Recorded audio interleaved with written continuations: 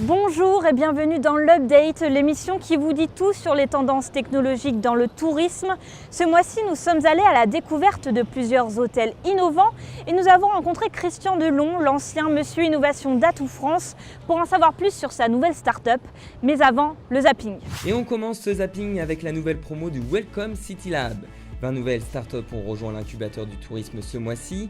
Parmi elles, on retrouve At The Corner qui veut réconcilier hôteliers et Airbnb, Photonower, l'outil de reconnaissance d'images, Taximètre qui compare taxi et VTC, la plateforme d'avis vidéo Trip & Live ou encore Victor & Charles spécialisé dans l'analyse comportementale. Après l'aérien, au tour du ferroviaire de proposer une offre de divertissement. Eurostar vient de lancer une application mobile qui permet de regarder des films, jouer à des jeux ou lire la presse grâce à l'accès Wi-Fi fourni à bord. Un service disponible entre les villes de Paris et Londres qui pourrait inspirer d'autres acteurs du transport. Et on continue dans le ferroviaire avec le rachat de Captain Train par son concurrent Trendline. En alliant les connaissances marketing du Britannique et les compétences techno du jeune Français, les deux sociétés espèrent devenir le leader européen de la vente de billets de train. Voyage SNCF n'a qu'à bien se tenir. Et on finit par une note what the fuck avec Tay, l'intelligence artificielle de Microsoft, conçue pour discuter avec les internautes sur Twitter. Au bout de quelques heures, le chatbot est devenu raciste, antisémite et pro-Trump après s'être fait hacker par plusieurs internautes. Même si ce bot n'était pas très développé, cette expérience ratée pose des questions quant au devenir de l'intelligence artificielle.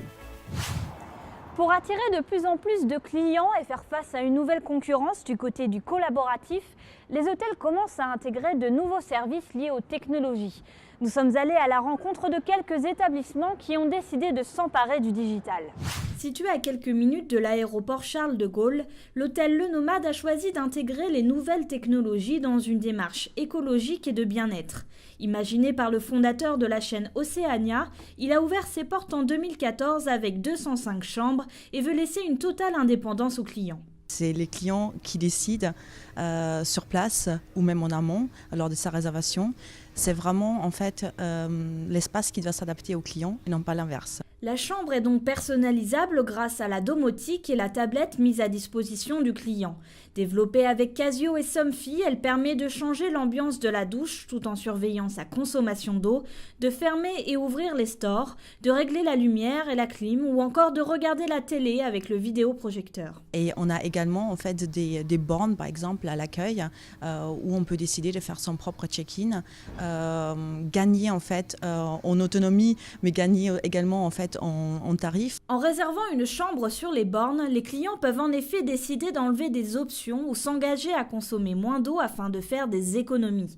Les tarifs sont donc dégressifs contrairement à la majorité des hôtels.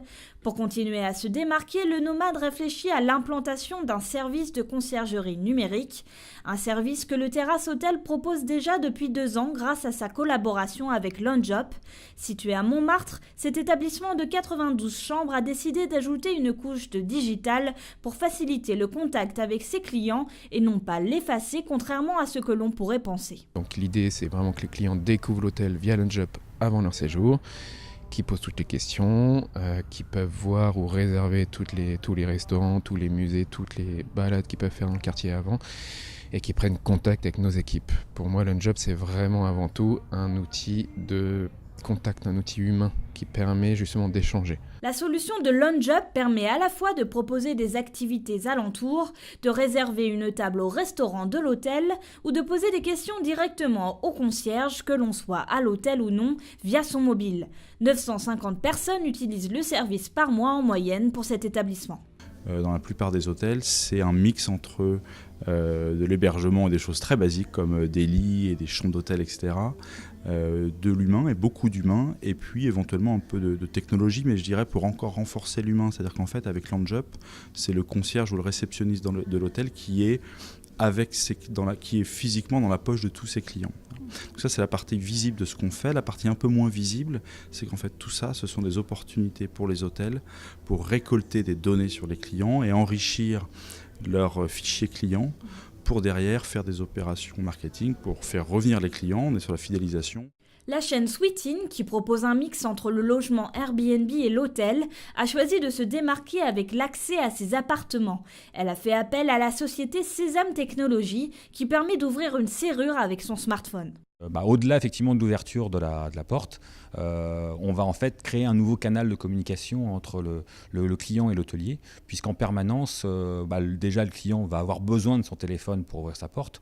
Donc on utilise ce média finalement pour pouvoir lui communiquer des informations importantes avant, pendant et après son séjour. C'est vrai qu'on capte de temps en temps effectivement des informations intéressantes. On voit des personnes rentrer très tard dans leur chambre et donc on se rend compte effectivement qu'ils ont une vie nocturne peut-être un peu plus fournie que certains autres. Donc effectivement, de fait, pouvoir leur proposer une activité adaptée. Pour ouvrir la porte, le client a 3 solutions. Il peut la déverrouiller via son accès Wi-Fi ou 3G, via un QR code qu'il scanne ou tout simplement avec une carte magnétique. Même s'ils ne vont pas jusqu'à employer des robots comme au Japon ou aux États-Unis, ces initiatives montrent qu'il est possible d'ajouter une couche de digital pour améliorer l'expérience client, tout en gardant un contact avec eux, une chose primordiale dans le secteur de l'hospitalité. Christian Delon était directeur de la stratégie de l'observation et des nouvelles technologies chez Atout France. En janvier dernier, il a quitté ses fonctions pour se lancer dans une nouvelle aventure. Il va bientôt lancer une application qui a de grandes chances de révolutionner le voyage. Nous sommes allés à sa rencontre pour en savoir plus. Bonjour Christian Delon, vous avez quitté Atout France il y a 3 mois. Pourquoi? Que faites-vous maintenant?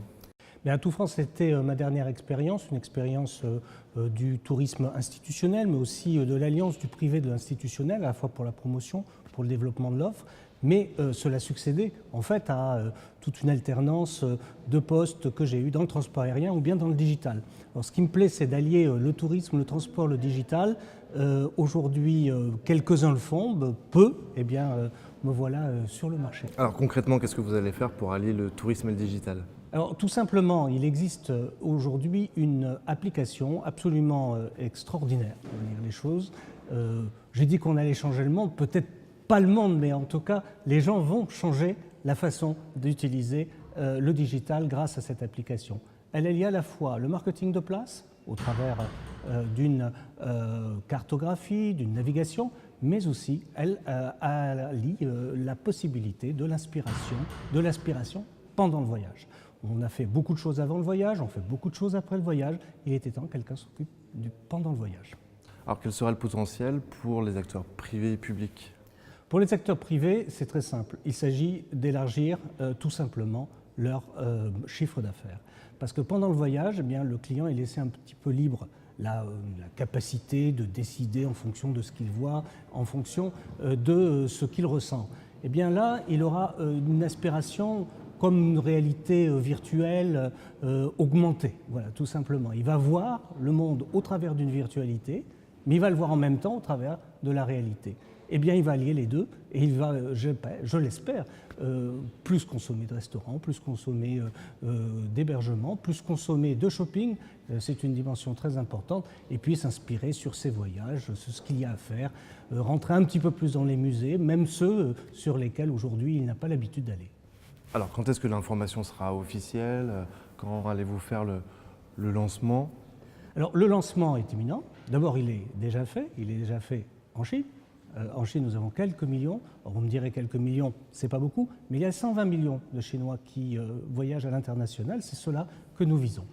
Et alors, c'est une application qui a déjà quelques passés, hein, déjà une accroche importante depuis 2 ans sur essentiellement de la cartographie et de la navigation. Aujourd'hui, nous offrons et nous commençons à offrir des services touristiques au travers de l'application. Et bien tout simplement, nous allons le déployer dans le reste du monde, à commencer par l'Europe, à commencer par la France, d'où le choix que j'ai pris aujourd'hui de vous parler, parce que c'est imminent, allez, on va le dire dans 1 mois.